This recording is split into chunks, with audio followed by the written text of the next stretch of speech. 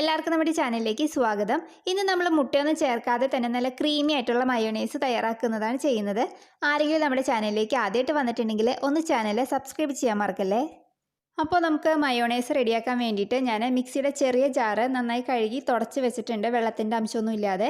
ഇനി ഇതിലേക്ക് ഒരു 1/4 കപ്പ് സൺഫ്ലവർ ഓയിൽ ഞാൻ ചേർക്കുന്നുണ്ട്. നിങ്ങളുടെ കയ്യിൽ വെജിറ്റബിൾ ഓയിലോ അല്ലെങ്കിൽ ഒലീവ് ഓയിലോ ഉണ്ടെങ്കിൽ അത് ചേർത്താലും മതി. ഞാനിപ്പോൾ ഇവിടെ സൺഫ്ലവർ ഓയിലാണ് ചേർക്കുന്നത്. ഇനി ഇതിലേക്ക് ഒരു 1/4 കപ്പ് തിളപ്പിച്ച് ആറിയ പാല് ഞാൻ ചേർക്കുന്നുണ്ട്.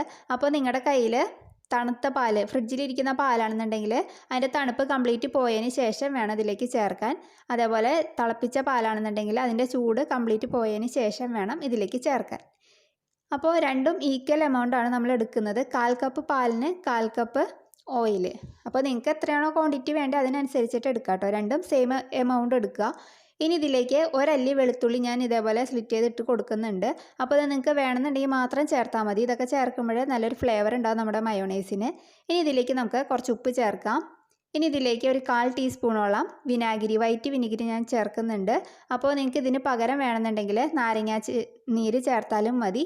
അപ്പോൾ ഞാനിപ്പോൾ ഇവിടെ വിനാഗിരിയാണ് ചേർത്ത് കൊടുത്തിരിക്കുന്നത്. ഇനി ഇതിലേക്ക് ഒരു 1/2 ടീസ്പൂൺ കുരുമുളക് പൊടിച്ച് ചേർക്കുന്നുണ്ട്. ഇതും നിങ്ങൾക്ക് വേണമെന്നുണ്ടെങ്കിൽ മാത്രം ചേർത്താൽ മതി. ഇത് ചേർക്കുമ്പോൾ ചെറിയൊരു എരിവുണ്ടാകും നമ്മുടെ മയോണൈസിന്. ഇനിയിപ്പോൾ ഇത് നമുക്ക് അടച്ചിട്ട് നന്നായിട്ട് മിക്സിയിൽ ഒന്ന് ബ്ലെൻഡ് ചെയ്തെടുത്തിട്ട് കൊണ്ടുവരാം. 1 മിനിറ്റ് നമുക്ക് ഹൈ മോഡിലിട്ടിട്ട് ഇതൊന്ന് അടിച്ചെടുക്കണം. മിക്സിയിൽ 1, 2, 3 എന്നൊക്കെ ഉണ്ടാവുമല്ലോ. അപ്പോൾ അതിൽ ഏറ്റവും ഹൈയിലിട്ടിട്ട് നമുക്കിതൊന്ന് ബ്ലെൻഡ് ചെയ്തിട്ട് കൊണ്ടുവരാം. അപ്പോൾ അതാ ഞാനിവിടെ അടിച്ചെടുത്ത് കൊണ്ടുവന്നിട്ടുണ്ട്. ഇനിയിപ്പോൾ നമുക്കിതൊന്ന് തുറന്ന് നോക്കാം. അപ്പോൾ ഇതാ നമ്മുടെ അടിപൊളി മയോണൈസ് ഇവിടെ റെഡി ആയിട്ടുണ്ട്. നല്ല ക്രീമി ടെക്സ്ചറായിട്ട് നമുക്ക് കിട്ടിയിട്ടുണ്ട്. നല്ല കട്ട തൈരിൻ്റെ ഒരു പാകത്തിനാണ് ഞാനിവിടെ എടുത്തിരിക്കുന്നത് കേട്ടോ. അപ്പോൾ നിങ്ങൾക്ക് ഇതിലും കുറച്ചും കൂടി ലൂസായിട്ട് വേണമെന്നുണ്ടെങ്കിൽ ഒരു 3-4 മിനിറ്റ് നന്നായിട്ടൊന്ന് ബ്ലെൻഡ് ചെയ്ത് കൊടുത്താൽ മതി.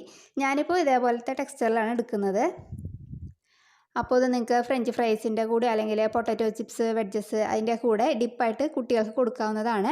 അപ്പോൾ നിങ്ങൾക്ക് ഇഷ്ടമായിട്ടുണ്ടെങ്കിൽ എന്തായാലും ഒന്ന് ട്രൈ ചെയ്ത് നോക്കാൻ മറക്കരുത്. പിന്നെ ഇത് നമ്മൾ ഇവിടെ കിട്ടുന്ന പാലെന്ന് പറയുന്നത് ഒരു 2-3 ദിവസത്തെ വാലിഡിറ്റിയേ ഉള്ളൂ. അതുകൊണ്ട് ഇത് 2-3 ദിവസം നമുക്ക് ഫ്രിഡ്ജിൽ അടച്ച് സൂക്ഷിക്കാൻ പറ്റും. അപ്പോൾ നിങ്ങൾക്ക് ആവശ്യത്തിന് ഉണ്ടാക്കുകയാണെന്നുണ്ടെങ്കിൽ പിന്നെ ബാക്കി വരുന്ന പ്രശ്നമില്ലല്ലോ. അപ്പോൾ ആവശ്യത്തിന് ഉണ്ടാക്കിയാൽ മതി.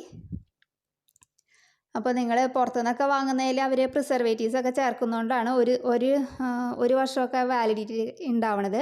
അപ്പോൾ നിങ്ങൾ ഇതേപോലെ ആവശ്യത്തിന് ഉണ്ടാക്കുകയാണെങ്കിൽ നിങ്ങൾക്ക് കുട്ടികൾക്ക് വിശ്വസിച്ച് കൊടുക്കാം. അപ്പോൾ നിങ്ങൾ ഇതുവരെ ഇതേപോലെ ഉണ്ടാക്കിയിട്ടില്ലെങ്കിൽ ഒരു തവണയെങ്കിലും ഉണ്ടാക്കി നോക്കാൻ മറക്കരുത്. അപ്പോൾ നമുക്ക് നല്ലൊരു വീഡിയോ ആയിട്ട് അടുത്ത ദിവസം കാണാം. താങ്ക്